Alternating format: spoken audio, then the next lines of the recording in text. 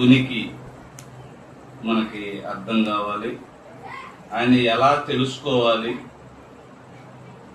అలాగే వాక్యాన్ని ఎలాగా చదువుకోగలిగితే మనకు అర్థమవుతుంది.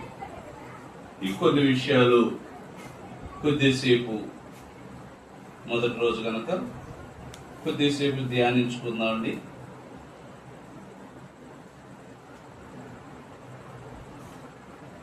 ప్రియులారా, ఒక వ్యక్తిని పరిచయం చేసుకోవాలంటే ఎలాగ పరిచయం చేసుకుంటారు?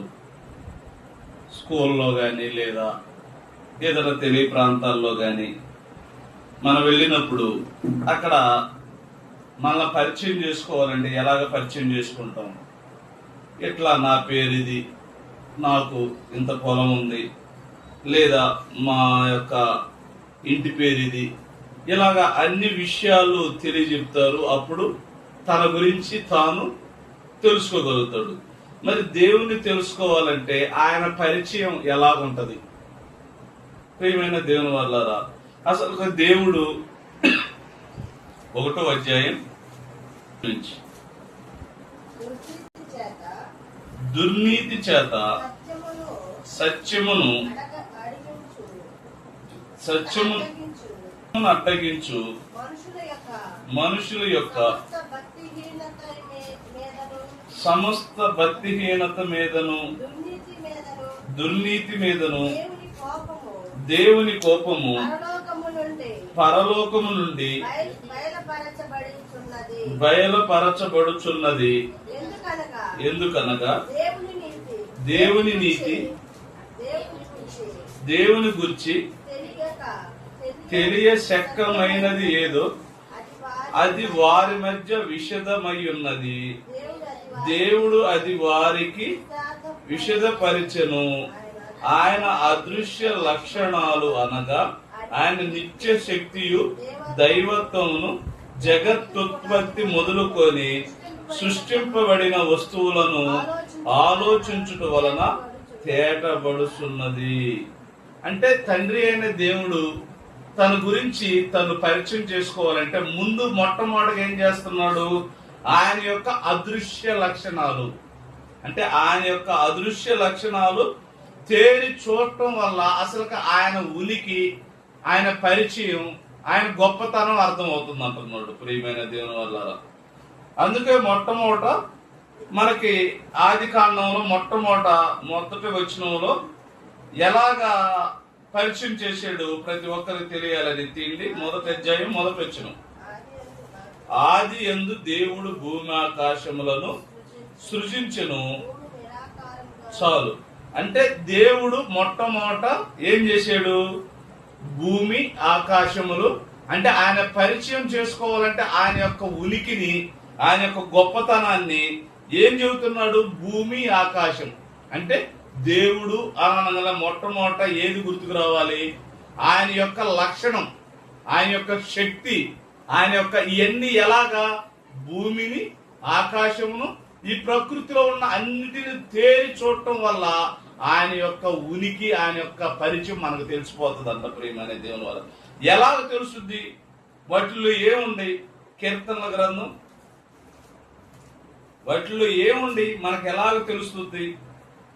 కీర్తనల గ్రంథం 19వ అధ్యాయం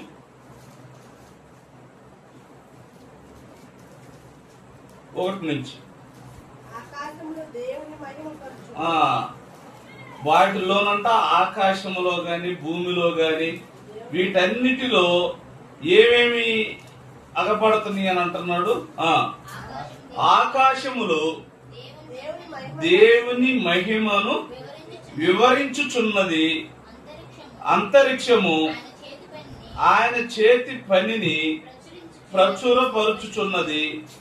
పగటికి పగలు బోధ చేయుచున్నది, రాత్రికి రాత్రి జ్ఞానము తెలుపుచున్నది. వాటికి భాష లేదు, మాటలు లేవు, వాటి స్వరము వినబడదు. వాటి కొలనూలు భూమి అంతటా వ్యాపించి ఉన్నది. లోక దిగంతముల వరకు వాటి ప్రకటనలు బయలువేరుచున్నది. వాటిలో ఆయన సూర్యునికి గుడారము వేసెను. అంటే ఇక్కడ ఏమంటున్నాడంటే ప్రియమైన దేవుని వల్లారా, ఏమండి, ఆకాశములు దేవుని మహిమను వివరించుచున్నది, అంతరిక్షం ఆయన చేతి పనిని ప్రచురించబడుతున్నది. అంటే పగటికి పగలు బోధ చేయుచున్నాయి అంట, రాత్రికి రాత్రి.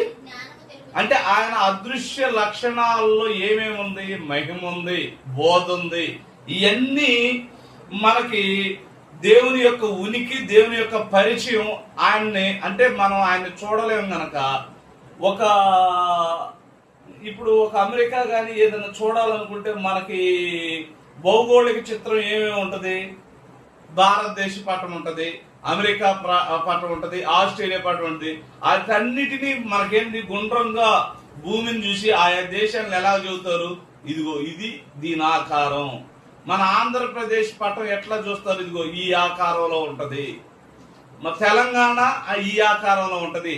అంటే ఈ ప్రదేశంలో ఇది ఉంటది, ఇదిగో పరిపాలన విభాగం ఎక్కడ ఉంటది. ఇవన్నీ ఎట్లా? వాటిని మనం తెలుసుకోవాలనుకుంటే మొట్టమొదట మనకేం చేస్తారు? పాఠ్య భాగాల్లో వివరిస్తారనమాట. అట్టనే దేవుడు కూడా తానేంటో, తను పరిచయం ఏంటో తెలియాలంటే ముందు తన యొక్క లక్షణాలు ఎక్కడున్నాయి అంటున్నాడు? ఆకాశం భూమి వీటిలో ఉన్నాయి అంటున్నాడు. ఏమేమి ఉన్నాయి అంటున్నాడు? మహిమ, ఆయన యొక్క మహిమ అంతా దాంట్లో పెట్టి ఉన్నాడంట. మరొక మాట కూడా చూడండి, ఏబు గ్రంథం 12వ అధ్యాయం.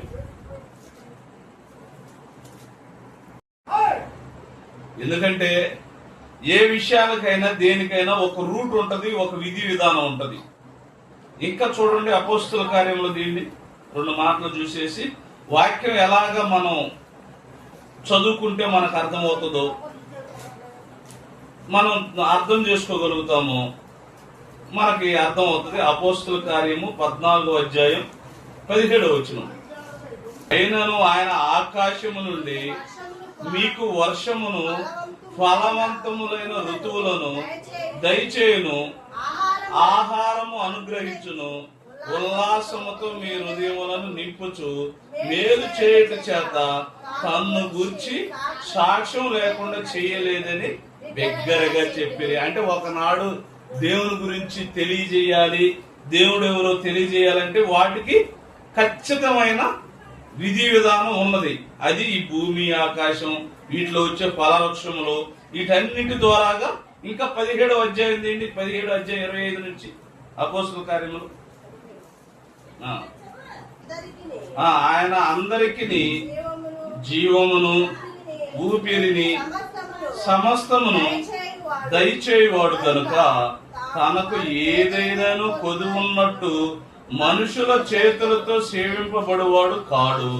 మరియు యావత్ భూమి మీద కాపురముండుటకు ఆయన ఒకని నుండి ప్రతి జాతి మనుషులను సృష్టించి వారు ఒకవేళ దేవుణ్ణి తలువులాడి కనుగొందరేమో అని తాను వెతుకు నిమిత్తము ఆ నిర్ణయ కాలము వారి నివాస స్థలము యొక్క పొలిమేరలు ఏర్పరచును. ఆయన మనలో ఎవరికి దూరముగా ఉండువాడు కాడు. అంటే దేవుడు తాను పరిచయం చేసుకున్నటకు ఎలాగ స్టార్ట్ చేశాడు? దేవుడు భూమి ఆకాశములను, అంటే ఆయన పరిచయం మొట్టమొదట ఆయన హోదా. ఒక్కొక్కడు చెప్పుకుంటాం కదా, నువ్వు ఏం చదివానంటే ఎమ్మడిని ఏం చేస్తారు? నా పేరు ఇది, ఎంపీటీహెచ్ లేదా డిగ్రీ, ఇంటర్, 10th క్లాస్.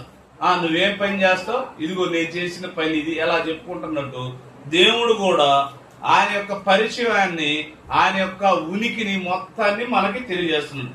అయితే ప్రియమైన దేవుని వాళ్ళారా, బైబిల్ ఎలాగ అర్థం చేసుకుంటే మనకు అర్థం అవుతుంది. దేవుడు తెలుసుకోవాలంటే ఇలాగా ఆకాశము, భూమి, నింగి, నేల, ఇంకా మనిషి, ఇంకా పశువులు గాని, సముద్రాలు గాని, వీటన్నిటిని చూస్తే మనకు అర్థమైపోతుంది.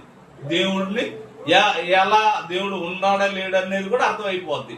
అయితే మన వాక్యాన్ని మనం సరిగా అర్థం చేసుకుంటే గాని మనకు వాక్య భావం మనకు తెలియదు. వాక్య భావాన్ని మనం ఎలాగ అర్థం చేసుకోవాలి?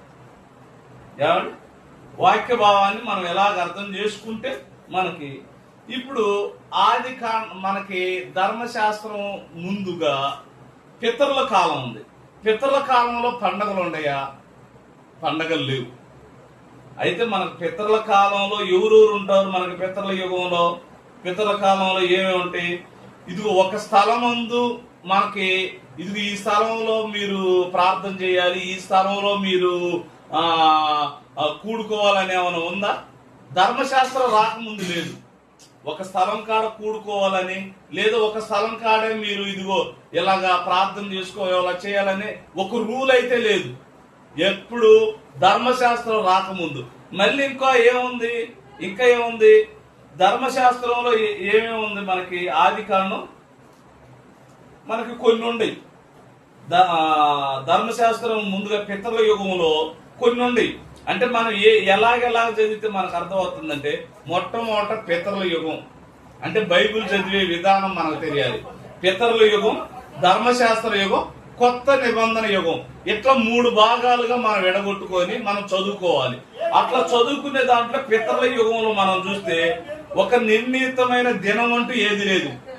ఇప్పుడు మనం క్రమ కూడుకోవాలంటే ఒక రోజు డిసైడ్ చేసుకున్నాం. ఎప్పుడు? దేవుళ్ళలోకి వచ్చిన తర్వాత, ఇలా సంఘం ఏర్పాటు చేసుకున్న తర్వాత. అంతకుముందు ఈ రోజు కూడుకోవటం అంటే ఏమైనా ఉందా? ఏ రోజైనా ఉంటది అనమాట. అట్టనే ఒక ఆదివారం కూడుకునే ఆజ్ఞ ఎప్పుడు వచ్చింది? కొత్త నిబంధనలో వచ్చింది. మరి ధర్మశాస్త్ర యుగంలో, ధర్మశాస్త్ర కాలంలో ఎప్పుడు కూడుకోవాలని తెలిసింది? ధర్మశాస్త్ర కాలంలో ఎప్పుడు కూడుకోవాలని దేవుడు ఆజ్ఞగా ఇచ్చాడు? దాన్నే 7th డే అంటే ఎప్పుడది? 7వ దినమున మీరు విశ్రాంతి దినం దాన్నే అన్నారు. 7వ దినాన్నే విశ్రాంతి దినం అన్నాడు. అయితే మనకి పితరుల యుగంలో కొన్ని ఉండే, అవి మనకు తెలియాలి. పితరుల యుగంలో కొన్ని ఉండే, ధర్మశాస్త్ర యుగంలో మనకు కొన్ని తెలుసుకోవాల్సి ఉండి, కొత్త నిబంధనలు కొన్ని. అంటే ఇవన్నీ విభజన చేసుకోకపోతే మనం బైబిల్ని అర్థం చేసుకోవటం కష్టం. ఇలా అర్థం చేసుకోవటంలో విఫలం అయ్యారు గనకనే రకరకాల బోధనలు, రకరకాల సంఘాలు, రకరకాలైన విధి విధానాలతో ఏం చేస్తున్నారు? ఎవరి బోధ వాళ్ళు చేసుకుంటూ ఉన్నారు. అంటే ఏ పద్ధతిలో అయితే మనం వాక్యాన్ని చదవాలో ఆ పద్ధతిలో చదవలేక, ఆ పద్ధతిలో అర్థం చేసుకోలేక ఏం చేశారు? ఎవరికి వాళ్ళు ఎవరి ముక్కలు వాళ్ళు చుచ్చుకున్నట్టు ఆ ముక్కలే చెప్పుకొని అంతవరకే మాకు చాలు, ఇంతటితో బాగా బతుకుతున్నాం అని ఆపేసుకున్నారు అనమాట. అయితే బైబిల్ ఎలాగ మనం పితరుల యుగాన్ని మనం చదవాలి? పితరుల యుగంలో చదవాలంటే ఒక్కసారి చూడండి, ఆది కాండం కొన్ని ఉండి, ఏమండి కొన్ని ఉండి, ఆది కాండం 8వ అధ్యాయం 18 నుంచి. కాబట్టి నోవాహును అతనితో కూడా అతని కుమారులను, అతని భార్యయు, అతని కోడండ్రులను బయటికి వచ్చిరి. ప్రతి జంతువును, పాకు ప్రతి పురుగును, ప్రతి పిట్టయు భూమి మీద సంచరించుట అనియు వాటి జాతుల చొప్పున ఆ ఓడలో నుండి బయటకు వచ్చును. అప్పుడు నోవాహు యెహోవాకు బలిపీఠం కట్టి పవిత్ర పశువులన్నిటిలోను, పవిత్ర జంతువులన్నిటిలోను కొన్ని తీసుకుని ఆ పీఠం మీద దహన బలి అర్పించెను. అంటే మనకి ఇప్పుడు పాత నిబంధనలో ఒకటి అప్పుడు దాకా ఒక స్థలం ఒకటి లేదు, కానీ ఒకటి వచ్చింది. ఏది? దహన బలులు. అంటే మనుషులు చేసిన పాపానికి ఏం చేసేవాళ్ళు పితరులు? పక్షులు గాని, జంతువులు గాని వీటిని ఏం చేశారు? బలులు ఇచ్చేస్తున్నారు అనమాట. అంటే మనకి ఇక్కడ ఏమనపడుతున్నాయి? దహన బలులు ఉండయి. దహన బలులు ఉండయి. మొట్టమొదటిగా ఈ పితరుల యుగంలో మనకి ఏమదపడుతుంది? దహన బలులు ఉండి, జంతు బలులు ఉండి. మరి పండగలు ఉండయా? పండగలు లేవు. అసలు పండగ చేయమని ఆజ్ఞే లేదు. ఎక్కడ? ధర్మశాస్త్రం రాకముందు. ధర్మశాస్త్రం వచ్చిన తర్వాత పండుగలు వచ్చినాయి. ధర్మశాస్త్రం రాకముందు ఎవరు పితరులు అంటే, మనకు పితరులు అంటే ఎవరు? ఆదా మొదలుకొని మోషే వరకు అందరు వాళ్ళు ఎవరు? పితరులు. నోవాహు గారు పితరులు, యోబు గారు పితరులు. ఇట్లా ఆదా మొదలుకొని మోషే గారి దాకా ఉన్న వాళ్ళంతా ఎవరు? పితరులు. ఆ పితరుల కాలంలో పండగలు ఉన్నాయా? పండగలు లేవు. ఫలానా రోజు కూడుకోవాలని ఉందా? ఫలానా రోజు కూడుకోవాలని లేదు. ఇంకా ఏముంది? ఆది కాండం 14వ అధ్యాయం అంటే కానుకలు ఏమైనా ఇవ్వటం ఉన్నదా, దశమ భాగాలు ఏమైనా ఇవ్వటం ఉన్నదా, ఇది కూడా తెలుసుకుందాం ఒకసారి. ఆదికాండం 14 నుంచి. మరియు షాలేము రాజైన మెల్కీషెదెకు ఆహారమును ద్రాక్ష రసము తీసుకొని వచ్చెను. అతడు సర్వోన్నతుడగు దేవుని యాజకుడు. అప్పుడు అతడు అతనిని ఆశీర్వదించి ఆ ఆకాశమునకును భూమికి సృష్టికర్త అయిన సర్వోన్నతుడైన దేవుని వలన అబ్రహాము ఆశీర్వదింపబడిన అనియు నీ శత్రువులను నీ చేతికి అప్పగించిన సర్వోన్నతుడగు దేవుడు స్తుతింపబడును గాక అని చెప్పెను. అంటే ఇక్కడ మనకి ఏం అర్థం అవుతుంది? దేవుని ఆజ్ఞ అయినను దేవుని ఆజ్ఞ అప్పటికి ఇవ్వలా. అంటే అప్పటికంటే ఇప్పుడు ఆదాం అవ్వలతో ఇచ్చారు, మోషే గారితో దేవుని ఆజ్ఞలు ఇచ్చాడా? ఇస్రాయల్కి ఇచ్చేసాడు. ఇంకా అక్కడి నుంచి ఇది పాటించమన్నా. అంటే అప్పటికి ఈయనప్పుడు కూడా ఇక్కడ ఏం మనకు అర్థం అవుతుంది? అబ్రహాము ఆశీర్వదింపబడును అనియు నీ శత్రువులను నీ చేతికి అప్పగించిన సర్వోన్నతునకు దేవుడు స్తుతింపబడువాక అని. అప్పుడు అతడు అన్నిటిలో ఇతనికి దశమ భాగం ఇచ్చెను. అంటే ఇక్కడ మనకేం అర్థం అవుతుంది? నిజంగా దశమ భాగం వచ్చింది ఎప్పుడు?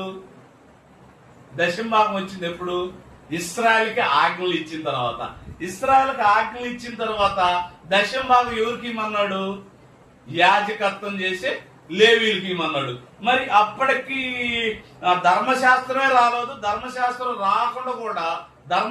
రాకుండా కూడా పితరులు ఏం చేశారు? దశమ భాగాలు ఇచ్చారు.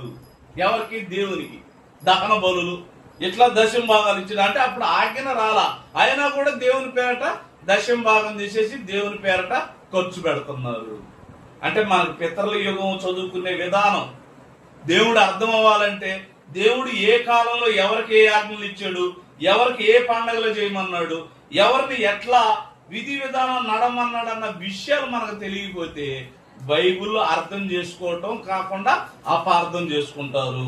ఇంకోటి చూడండి, ఆహార పదార్థాల గురించి ఇంకొకటి పితరుల యుగంలో ఆదికాండం 9:3. ఆదికాండం 9:3.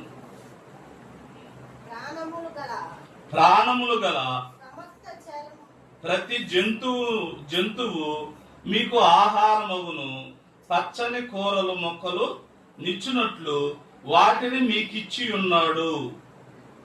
ఏమండి ఇక్కడ ఏమేంటి ఇచ్చాడు?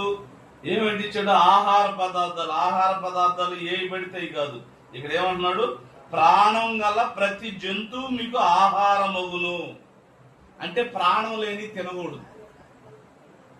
అంటే ఇవాళ రోగాలు రావడానికి కూడా కారణం ఏంటి? చచ్చిన గేదెల్ని అమ్మిన తినటం, చచ్చిన పొట్టేళ్ళు గాని, చచ్చిన మేకలు గాని, చచ్చిన కోడులు గాని, వీటన్నిటి వల్ల అది చచ్చిపోతుందంటే జబ్బుతోనే కదా చచ్చిపోతుంది. ఇప్పుడు మనకి పొయ్యి మీద భోజనం ఉందనుకోండి, భోజనం చెడిపోయిందంటే ఎట్ట చెడిపోయింది? ఒకటి మాడిపోవటం అన్నా జరగాలి, ఇంకొకటి నీళ్లు తక్కువైపోయి అది మామూలుగా బీపి గింజల్లాగా ఉండటం వల్ల చెడిపోయింది అంటారు. అట్లనే ఒకటేదన్నా ఒక మనిషి గాని, జంతువు గాని, కోడి గాని, ఏమన్నా గాని చనిపోతుంది అంటే ఏంటి? కాలం తీరేని చనిపోవట్లేదు. అయినా కూడా వాటిని ఏం చేస్తున్నారు? ఇవాళ వ్యాపారం కోసం వాటన్నిటిని తీసుకెళ్లి మాంసంగా వసిలి ఫ్రిడ్జ్ లో పెట్టేసి 5 గంటల వల్ల ఈ రెస్టారెంట్లు, ఈ హోటళ్ళు, వీటన్నిటి వల్ల మనిషికి కొత్త రోగాలు వస్తాయి. అందుకే దేవుడు మొట్టమొదటిలోనే మన పితరుల కాలంలోనే ఏమని చెబుతున్నాడు? 3వ వచనంలో, ప్రాణము గల ప్రతి జంతువు మీకు ఆహారమగును. ప్రతి జంతువు అంటే ఏదైనా గాని ప్రాణం గలది నువ్వు తినొచ్చు. అంటే ఇట్లా 6 ఉండి ఆరాధన దినం ఉన్నదా అంటే లేదు. ఇంకోటి ఆరాధన స్థలం ఉందా అంటే లేదు.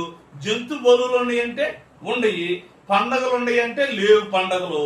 ఆహార పదార్థాలు ఇది తినొచ్చు అన్నాడంటే ఏదో తినొచ్చు అన్నాడు. ఇట్లా మనం బైబుల్ని ఒక్కొక్క యుగం, ఒక్కొక్క క్రమం, ఒక్కొక్క కాలం. ఇదేంటిది? పితరుల కాలం. పితరుల కాలం.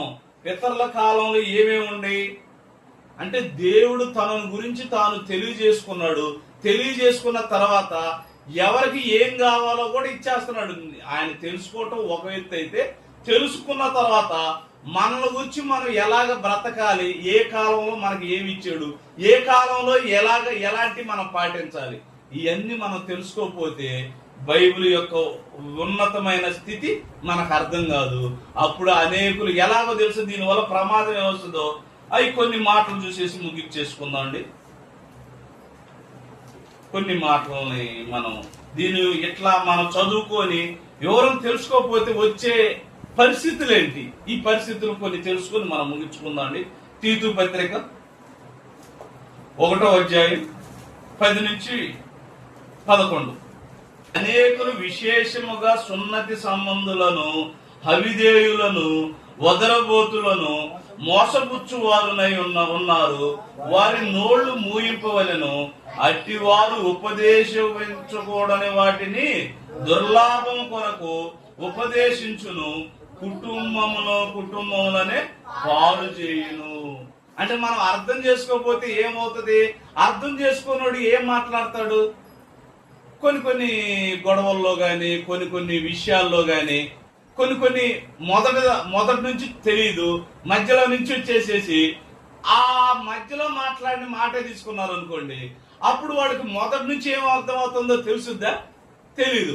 మధ్యలో నుంచి తీసుకున్న మాటే తీసుకొని వాడు న్యాయం చెప్పాడు అనుకో, అప్పుడు అది అన్యాయం అయిపోతే. అతనే కూడా ఇవాళ వాక్యంలోని భావాలను, అర్థాలను, విధి విధానాలను, ఆజ్ఞలను, పితరుల యుగం ఏది, ధర్మశాస్త్ర యుగం ఏది, క్రీస్తు కొత్త నిబంధన యుగం ఏది, ఈ వివరాలు తెలియకుండా ఎట్టబడితే అట్ట ఉపదేశించకూడని ఉపదేశిస్తే ఏమవుతాయి? కుటుంబములే పాడవుతాయి. మొట్టమొదటి. ఇంకోటి చూడండి, 2 తిమోతి రాసిన పత్రిక 4వ అధ్యాయం 2 నుంచి. వాక్యమును ప్రకటించుము, సమయమందును అసమయమందును ప్రయాసపడుము, సంపూర్ణమైన దీర్ఘశాంతముతో ఉపదేశించుచు, ఖండించుము, గర్జించుము, బుద్ధి చెప్పుము. ఎందుకనగా జనులు హితబోధ సహింపగా దురద చెవులు గలవారై వారు తమ స్వకీయ దురాశలకు అనుకూలమైన బోధకులను తమ కొరకు పేరు చేసుకుంటారు. అంటే ఇవాళ సమాజంలో ఆనాడు పత్రికలు రాసే కాలంలోనే వాళ్ళు దేని బట్టి అనుకూలమైన బోధకులు అంటే వాళ్ళకి తెలిసినంత వరకు మాట్లాడారు అనుకో, ఆ తెలిసినంత వరకు చాలు అని చెప్పేవాడికి అదే చాలు అని అంతవరకే నేర్చుకుంటున్నాడు. వినేవాళ్ళకి మాకు చాలు అని నేర్చుకుంటున్నారు. వీటన్నిటికీ ఏమన్నాడు? దురద చెవులు కలవారై ఉండకూడదు మనం. అంటే అట్లా ఉండాలి. అప్పుడు అంటే కొంత మిగతా వాళ్ళు వాక్యం అర్థం చేసుకునే వాళ్ళు అయితే ఏంటి? దురద చెవులు గలవారై తమ స్వకీయ అంటే వాళ్ళు నాశనం చేసుకునే, స్వకీయ నాశనం చేసుకునే వాళ్ళు ఎవరు?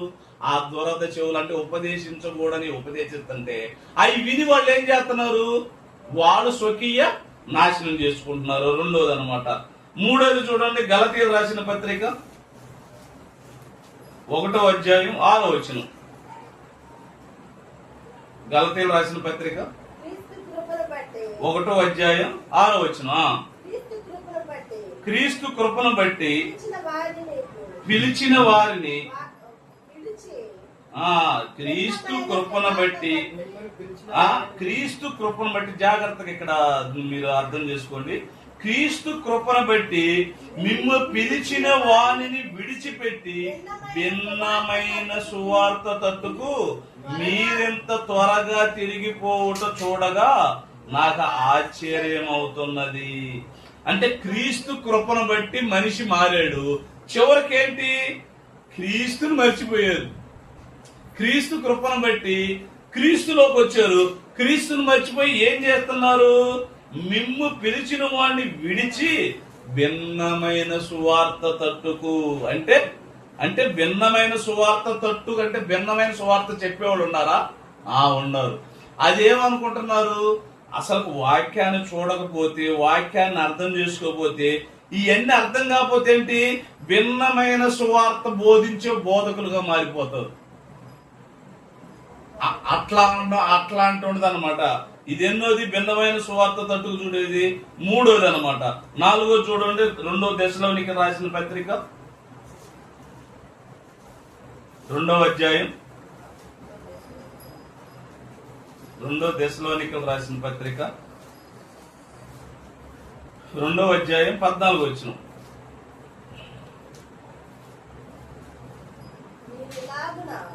మీరు ఇలాగున రక్షింపబడి మన ప్రభువైన యేసు క్రీస్తు యొక్క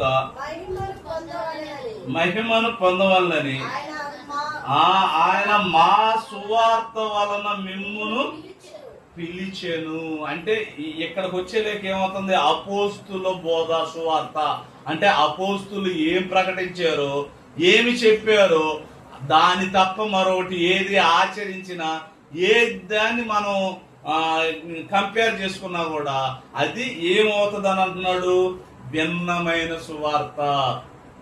ఏమండి, అపోస్తుల బోధ తప్ప ఇక ఏ బోధ అనేది ఉండకూడదు. ఒకళ్ళు పెంతుకోస్తని, ఒకళ్ళు లోదరని, ఒకళ్ళు అదని అంటున్నారంటే ఇన్ని బోధలు ఆడండి. బైబుల్ ఒక్కటే, బైబుల్ ఉన్న సారాంశం ఒక్కటే, దేవుడు ఒక్కడే, యేసుక్రీస్తుల వారు ఒక్కడే, సువార్త ఒకటే.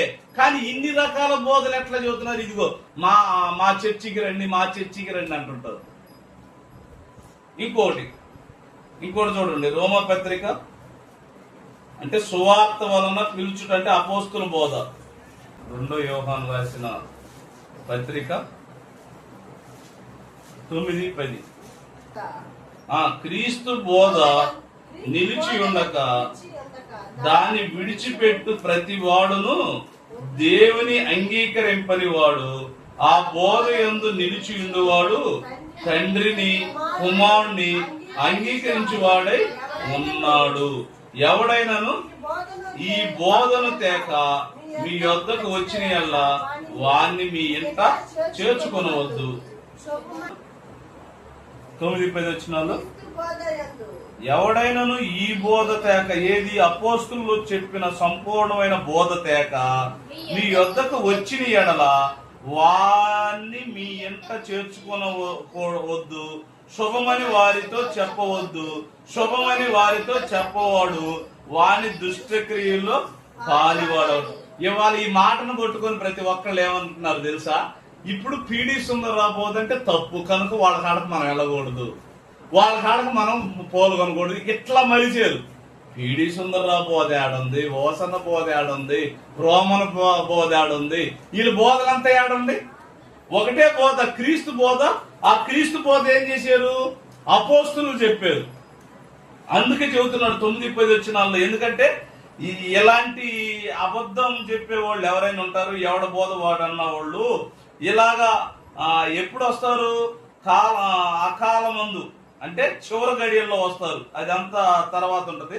ఇక్కడ ఏమన్నాడు, ఎవడైనాను ఈ బోధను తేక మీ యొద్దకు వచ్చిన యెడల వాణ్ణి మీ ఇంట చేర్చుకొనవద్దు.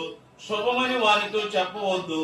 శుభమని వానితో చెప్పువాడు వాని దుష్టక్రియలలో పారివాడవుతారు.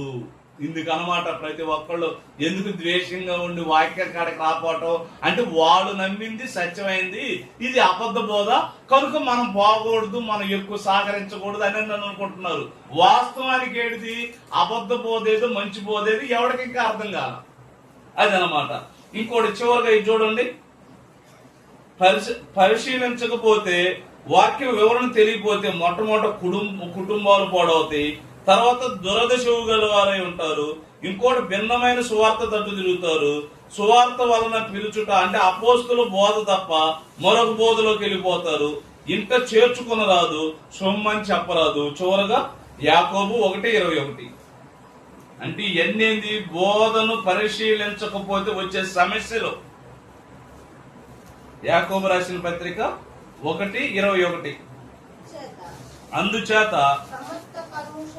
సమస్త కల్మషమును విర్రవీగుచున్న దుష్టత్వమును మాని, దుష్టత్వమును మాని లోపల నాటబడిన లోపల నాటబడిన మీ ఆత్మలను మీ ఆత్మలను రక్షించుటకు శక్తిగల వాక్యమును శక్తిగల వాక్యమును సాత్వికంతో ఆ అందుకని ప్రతి ఒక్కళ్ళు ఏం చేయాలి? సాత్వికంతో, కోపంతోనూ, డినామినేషన్ చర్చితోనూ, లేదా మనం వెళ్ళే సంఘంలో ఇలా కంపేర్ చూస్తే ఏమిటి అర్థం కాదు. వాక్యం ఏందో సాత్వికంతో అంగీకరించాలి. అంటే దేవుని సన్నిధికి వెళ్ళినా, దేవుని మాటలు వింటున్నప్పుడైనా కూడా మొట్టమొదటి ఏం చేయాలి? సాత్వికంతో వాక్యాన్ని అసలు నిజమా అబద్ధమా, బైబిల్లో ఉన్నదా లేదని. సాత్వికం అంటే ఏంటి? సాత్వికం అంటే నెమ్మది, ఆవేశం ఉండకూడదు, కోపం ఉండకూడదు. వాక్యం కాడ, ఈ కుటుంబాల్లో కాదు, వాక్యం కాడ ఎలా ఉండాలి? సాత్వికంతో వినాలి, తెలుసుకోవాలి, అర్థం చేసుకోవాలి, దాని ప్రకారంగా మన నడవడిక జీవించాలి.